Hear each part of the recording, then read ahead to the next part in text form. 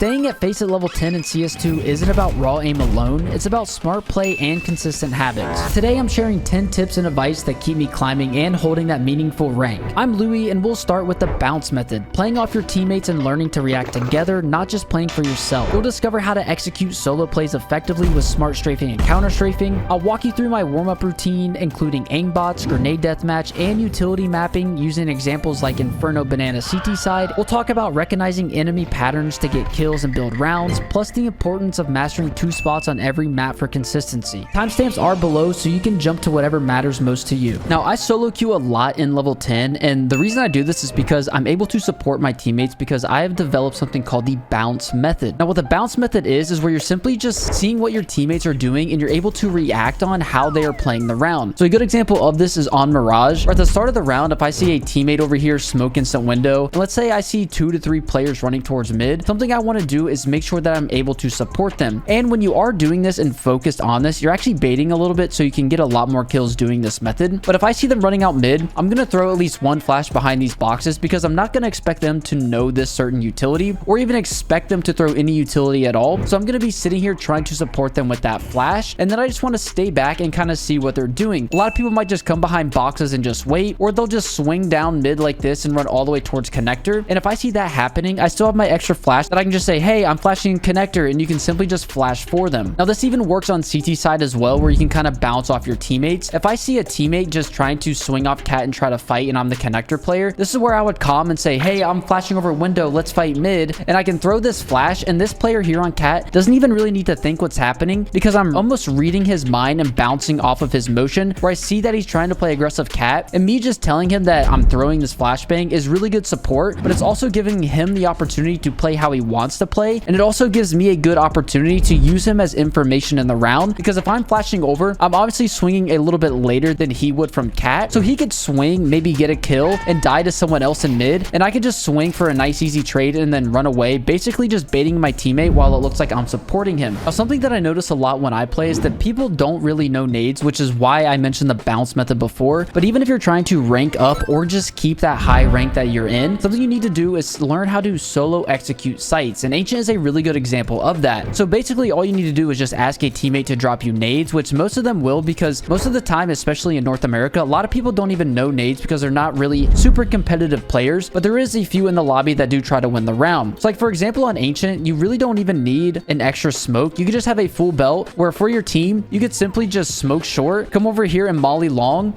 and then you can just flash over cave for your teammates to come out cave. And this is a perfect solo execute for anyone trying to come out cave because it's going to block short and long, and then they can just come out and clear these close angles and pretty much just have the site. Now over towards A, it is a little bit different. There is smokes over here in this cubby that you can throw. Like, you could throw a smoke for CT, ask your teammate to drop you an extra smoke, and then you could also smoke donut as well. This is just another solo execute that you could throw if you do ask someone to drop you an extra smoke. And just knowing these basic lineups from one spot is going to help you a lot. I know there's also lineups over here where if you want to smoke over towards long, and then you could also throw a smoke for either in cave aiming at the square, or if you wanted to smoke over towards short, just asking your teammates to drop you these smokes can help you execute a site solo, because a lot of times in pugs, people love to just run around, and especially on Ancient, people love to just either run up cat or just run out mid and instantly die to nades. So if you know the nades, you're able to just call your teammates to say, hey guys, let's go B, I'll execute the site for you. Or you could even say, guys, let's go A, just drop me an extra smoke, and then you can execute the site and then just have your teammates do that play style where they want to run out and they don't even have to throw any utility at all because you're the one that's taking responsibility for that. Now, something that is very important is how to strafe properly. And I'm not just talking about simply just hitting the opposite key to counter strafe. I'm talking about peeking every angle where you're only pressing A and D. This is something that will elevate your play style if you're able to understand this. Like, a good example here is running up towards cave. A lot of people will be holding 2 keys coming around here because they're still holding W, but a lot of them simply don't just turn their head like this and just hold the A key to clear all of these angles. So when you are trying to clear angles, you almost want to position yourself in a way where you're only relying on your A and D keys. Another example is over here towards donut, where a lot of people will just run up just holding W at this angle, which is a common angle that CTs will hold, especially with an op to kill anyone trying to come off a catwalk. So the way to peak this angle isn't to simply just hold W like this and then rely on either pressing your S key, or if for some reason you're holding your W and A key, having to press both to counter strafe. Something that you can do to pretty much ensure that you're always relying on your A and D keys, where if you know there's an angle that you have to run towards, you want to be hidden animation from it where you go all the way up against the wall like this, and then you can swing out and then able to counter strafe with one key. This is the easiest way that you can move in the game, because if you're trying to counter strafe with two keys and you're not a very experienced player, you're gonna have problems where you might strafe out and then totally miss your counter strafe keys and your bullets are gonna go everywhere. Now, if you are a more experienced player, you can definitely hit a counter strafe like this, but you can even see my first bullet missed. So when you are trying to clear angles, you want to make sure that you are pausing, so you're relying on only your A and D keys. Like if I want to go out A here, I'm not just gonna hold W to peek big box. I'm gonna walk up to this box, position myself, and then swing. And then I want to just tap W if I need to hold W when entering to a site, because this is going to give me the opportunity to just rely on my A and D keys. So if I want to come out A main here, I might just tap W once just to ensure that I'm getting a little bit farther away from this wall, and then just relying on my A and D keys just to make sure I'm accurately counter strafing and relying on the mechanics. Stay consistent is by having a consistent warm-up routine. Now, you don't want to go over the limit where you're,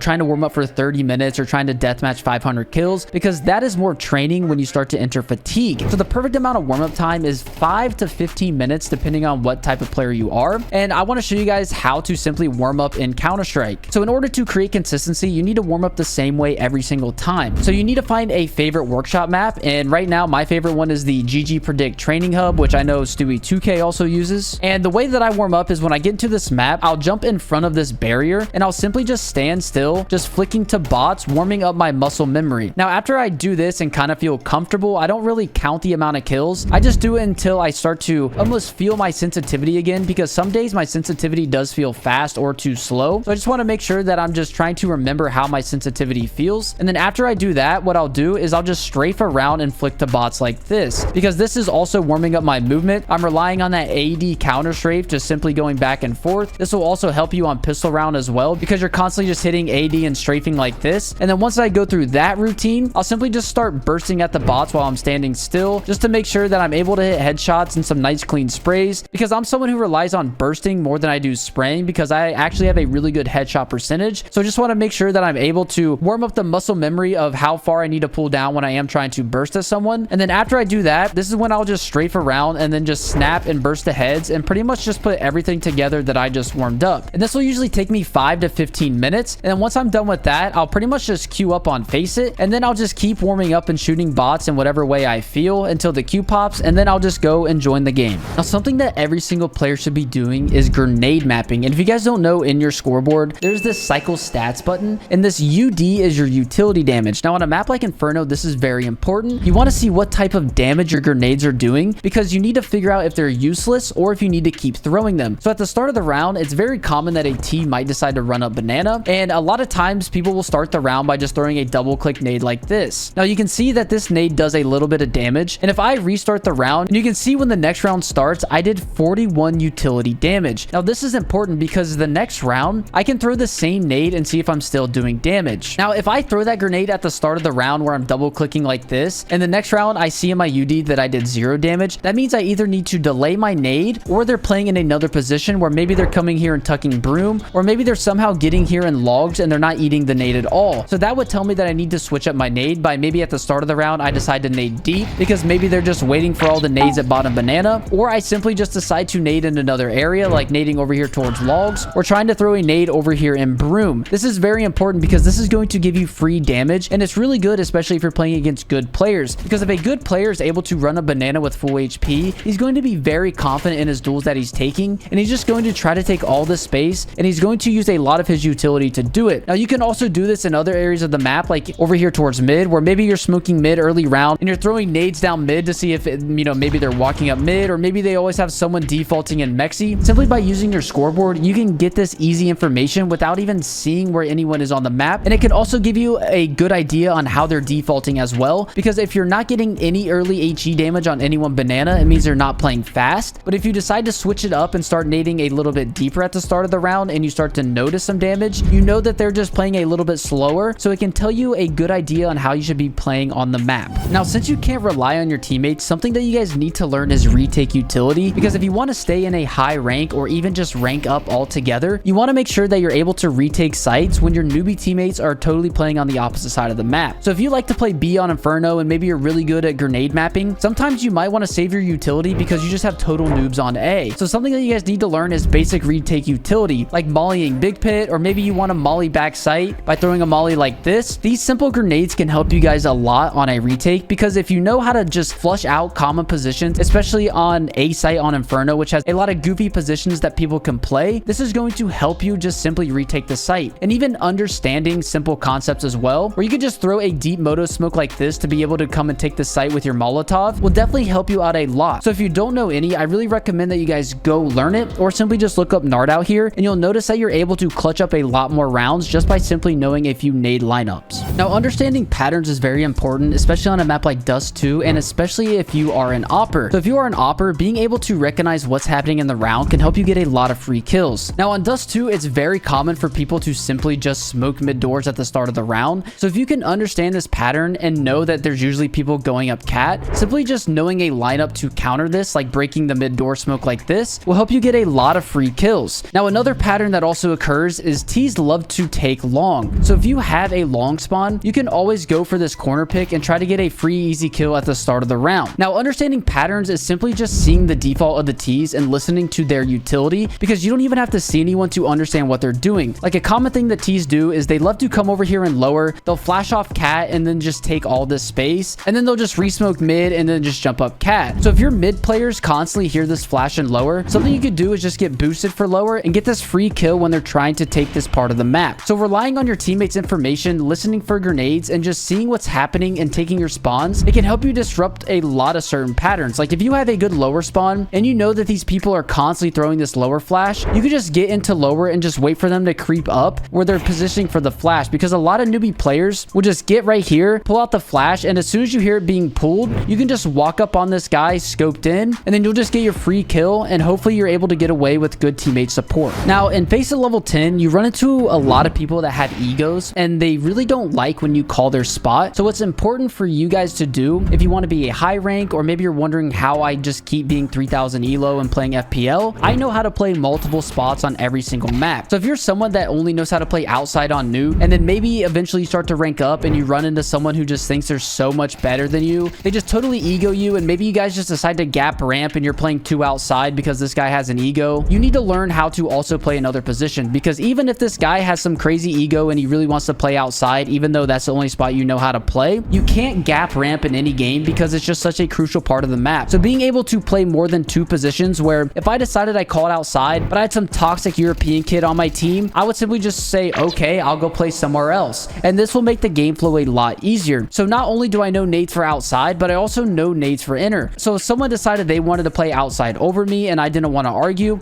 I know, like for starting door, I can simply just Molotov door, flash off vent. I know the easy block utility. Also know how to resmoke door, where they blow door, I can bang it off the beam, or I can come over here and just aim to the right of this little arrow. And just understanding these things, not even in an in-depth way, just knowing how to start the round in the good positions to play on multiple spots on the map will definitely help you when you have those toxic teammates. Even if playing ramp is what you have to do, or you just want to learn all of them, the basic understanding of how to play is just how to start the round on the certain position and the positions that you need to play. And just by watching a pro player stream, this will simply help you. Like for starting ramp, you could either smoke or Molotov. A lot of people love to play on this headshot angle right here, or you can play in this position right here, or maybe you just want to tuck in this corner and just be a total rat and just get your 1 kill when they decide to go out ramp. So if you're able to just understand basic positioning and the basic starts of the round, that's all you need to know to learn those positions, and everything else will pretty much just come to you because you'll learn from failure in your games. Now earlier I talked about the difference between a warm-up and training routine, and something to stay even more consistent is to have an actual training routine. So I want to introduce you guys to this map called Aim Trainer version 2, and it's a really good map just to simply train your aim. So inside of this map, you have a lot of options where you can even go in depth to practice your tracking, but I'm someone who more focus on flicks. So inside of this map, for me to train, is what I'll do is change the size of these to 10, and then I'll change the degrees to 20, and I'll also change the targets to 5. And you can see right here that I have a kill counter of when I shoot these dots, and all of these are just pretty much in front of me. And what I do for training on this map graph is I'll shoot these for 1,000 times. So I'll get a, pretty large number up there. And what I'll do is change this to 90 because when this is on 20 degrees, for my sensitivity, this is just basic wrist movement that I'm, pretty much just training here for muscle memory. So once I pretty much train all my wrist movement, I change this to 90 degrees. So then I can train my arm movement because my wrist is only going to go to right here. So I'm training my muscle memory for also using my wrist plus my arm, because realistically in game, sometimes there is moments where you're going outside of your comfort zone and making flicks that look something like this. So being able to train this is very important, especially for me, because this is something that I notice is one of my weaknesses in game. So I'm really focusing on it. So I just simply do 1,000 for each. And then if I really want to spice it up, I will move the moving targets to horizontal. So after you shoot these, you'll see that they are moving. And then I'll just try to track these targets. You do have to shoot all of them to reset them, but I will just sit here and maybe do about 500 of these just moving targets. And I really feel like this helps my tracking, because when players swing in CS2, sometimes your crosshair placement is a little bit too close to the wall and you have to almost jump it a little bit with a tiny flick. So I find that this training routine right here helps me with that, and it helps with those little micro flicks that happen if someone does swing way far out of my crosshair. Now, if you guys are interested in this map as well, I will link it down in the description so you guys can also try it. Now, this isn't my personal demo, but it is a demo in general because you guys should be watching back your games. Now, I do this a lot for my league matches, especially on my team. I don't really ever watch back my pugs, but if you ever are just on a crazy losing streak, or maybe you are trying to rank up and be level 10 like me, something you need to do is just watch back your games and just look at your mistakes. Watch how you guys are starting the round. Watch how you're moving. Like, for example, right here is a ramp take from Donk that he's deciding to take ramp. He's getting a flash from his player, and you can see that this is a good play that works. So if you are watching your demo, you can literally just write down that play as something that you can run in either your next pug or maybe even your league match that you're playing in for your team, and just notice that this is something that works. And once you start finding things that do work inside a game, you'll notice that you're going to be winning a lot more rounds because you have these little gimmicky things that are just up your sleeve that you can start to run if you do start to lose rounds. And this is something that you can pretty much just rely on inside of your games, because a lot of times if people are just going to be running around mindlessly, you're not going to win a lot. So if you're able to run a simple ramp take like that, where you literally just ask for a teammate right here to flash you into ramp, if that's something that does work that you did run and maybe you're watching your games back, that's something you can add to your arsenal, write it down in your notebook, and then just run it inside of your next game. So when you are losing rounds on CT side Mirage, you can simply just pull out that little trick and hopefully win more rounds.